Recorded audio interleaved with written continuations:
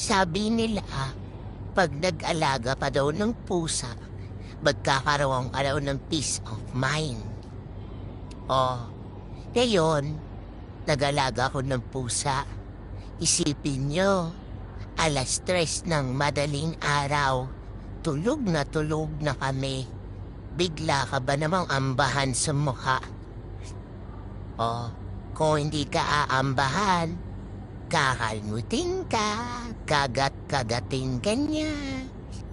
Kasi nga, gusto niyang makipaglaro ng alas 3 ng madaling araw.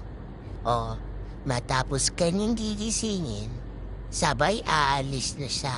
O, kita niya? I love you, Mommy.